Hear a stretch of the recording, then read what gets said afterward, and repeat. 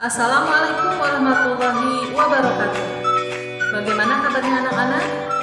Semoga kalian selalu sehat dan bahagia. Kali ini kita akan mempelajari bab 7, yaitu tentang mutasi. Namun sebelumnya, Ibu mau bertanya dulu pada kalian. Apakah kalian pernah memakan semangka tanpa biji? Atau kalian pernah melihat orang albino? Nah, semua contoh barusan merupakan makhluk hidup yang mengalami mutasi.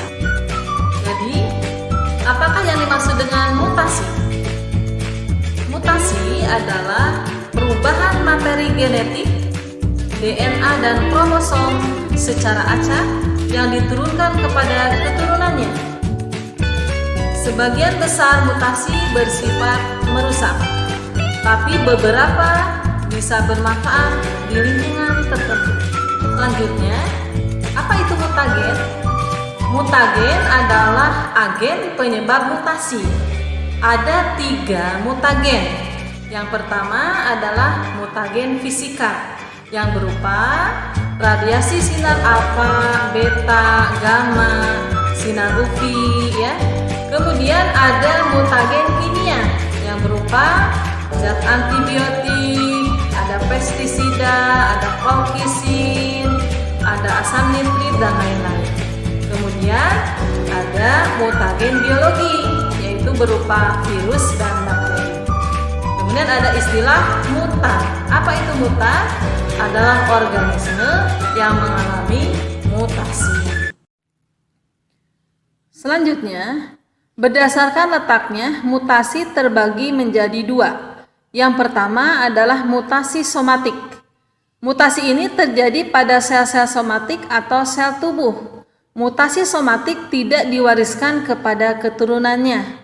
Misalnya, mutasi ini terjadi pada sel-sel kulit sehingga menyebabkan kanker kulit. Nah, penyakit kanker kulit ini yang disebabkan pada mutasi somatik ini tidak diwariskan kepada keturunannya. Yang kedua, mutasi germinal terjadi pada sel gamet sehingga diturunkan kepada keturunannya. Misalnya, mutasi ini terjadi pada sel telur. Nanti sel telur itu kan akan melakukan fertilisasi sehingga menghasilkan zigot. Nah, disitulah nanti akan terjadi penurunan pada zigot. Selanjutnya ada mutasi titik atau mutasi gen. Mutasi titik ini adalah perubahan susunan atau urutan basa-basa nitrogen dalam DNA.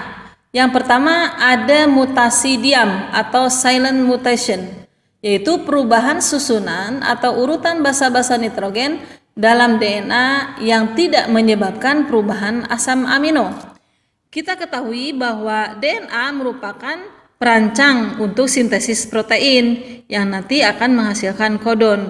Nah, kodon ini nanti akan diterjemahkan menjadi asam amino. Kita lihat contohnya. Misalnya ada DNA normal dengan susunan basa nitrogennya adalah TTA, AGA, GCG. Apabila terjadi transkripsi, maka akan berubah menjadi TTA menjadi AAU, ya, AGA menjadi UCU, GCG menjadi CGC. Nah, apabila terjadi mutasi, urutan basa nitrogen ini akan berubah. Kita lihat kodon yang kedua. Kodon yang kedua yaitu AGA, ya, menjadi AGG. Berarti otomatis RNAD pun akan berubah. Yang pertama tadi yang DNA normal, AGA menjadi UCU, AGG menjadi UCC. Kita lihat, ya, asam amino yang terbentuk. AAU adalah asam amino yang terbentuk adalah aspargin. UCU adalah asam serin. Kemudian CGC adalah arginin. Ketika terjadi mutasi, kita lihat AAU masih aspargin, ya. Kemudian UCC, apakah UCC berubah? Ternyata tidak, masih serin. CGC tadi adalah arginin. Jadi susunan asam aminonya adalah aspargin, serin, arginin. Jadi walaupun terjadi perubahan urutan basa-basa nitrogen, asam amino yang terbentuk tidak berubah. Itulah yang disebut dengan mutasi diam. Demikian anak-anak materi tentang mutasi. Semoga bermanfaat bagi kita semua. Assalamualaikum warahmatullahi wabarakatuh.